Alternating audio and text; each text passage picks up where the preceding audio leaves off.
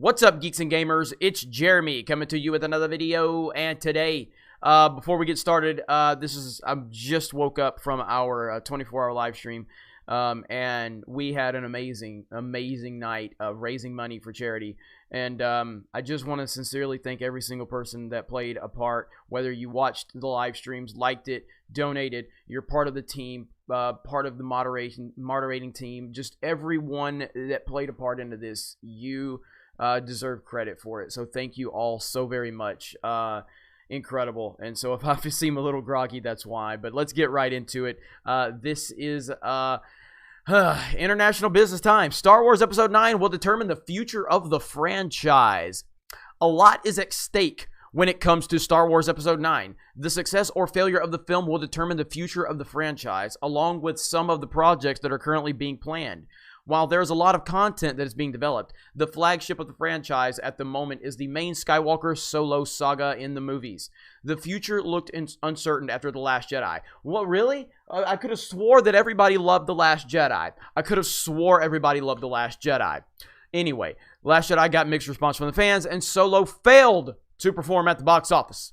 A report by Forbes hinted at the release date of Solo being one of the possible reasons why the film didn't do so well. However, the report goes on to conclude that this was a right move by Disney because Mary Poppins is doing well thanks to the Christmas release date.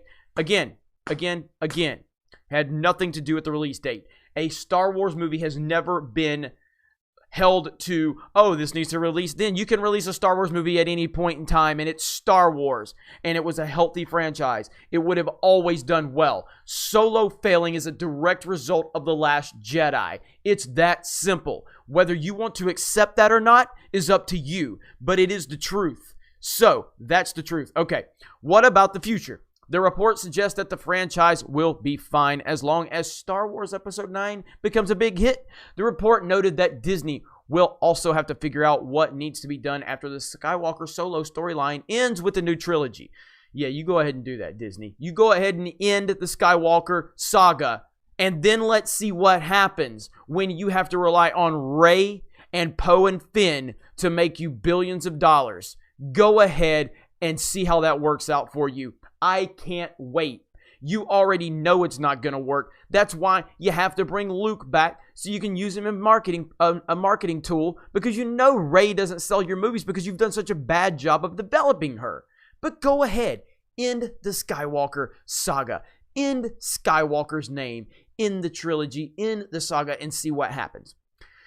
At the moment, Disney has planned at least 2 live-action spin-off TV series that are based in the fictitious Star Wars galaxy. The first one is The Mandalorian, with Pedro Pascal in the lead role. The other series, starring Diego Luna, God, nobody wants to see that, will be reprising his role as Cassian Andor from Rogue One, A Star Wars Story. According to a Twitter post by Production Weekly, the live-action series of Cassian Andor will begin filming in October. More details about the plot and casting are expected in the coming weeks and months.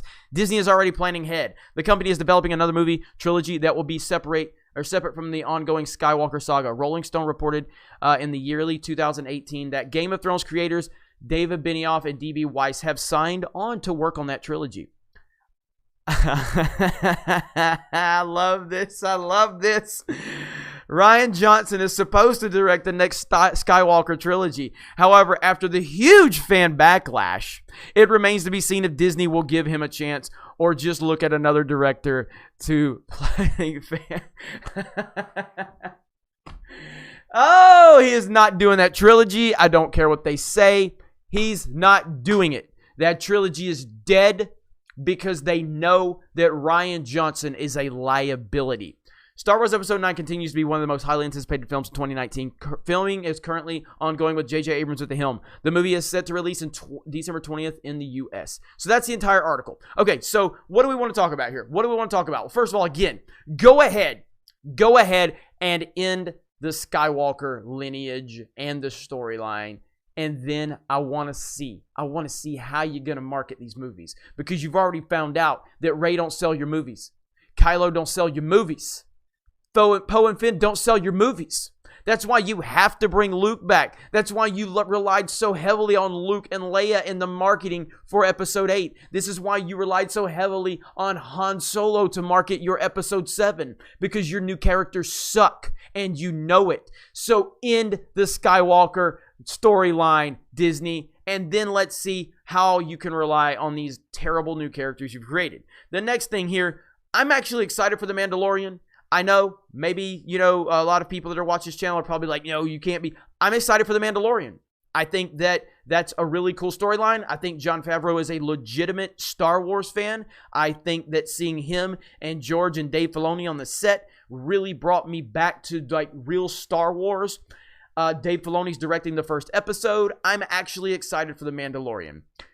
Diego Luna and this Cassian spinoff is utter garbage. This is I can't think of anything worse than this to create. This is awful.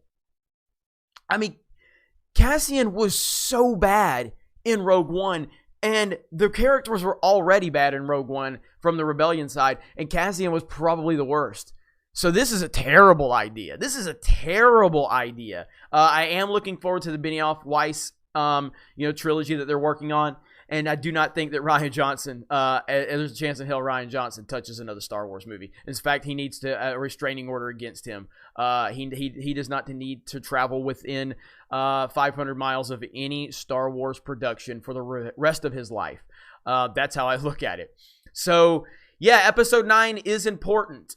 It's really important. And if Episode 9 does not do over $1 billion, and it actually needs to do like 1.5, 1.8, to really kind of show that Star Wars has not been affected by The Last Jedi. And it's not going to do that. I don't think it's going to do $1 billion at this point. I do like J.J. Abrams. I'm a fan of J.J. Abrams. I think he's a very, very good director, a very capable director, and I think that he will probably make a really good film with Star Wars Episode 9. But because of the problems he is facing with Episode 8 and what they have created for this trilogy, I do not think that it's going to make this trilogy good at all. I think this trilogy is going to be so disjointed and so jacked up, and that is due to Rian Johnson and Kathleen Kennedy not having any type of plan whatsoever. So Episode 9... if it does come in under $1 billion, you're talking about a really bleak future for Star Wars right now. A really bleak future.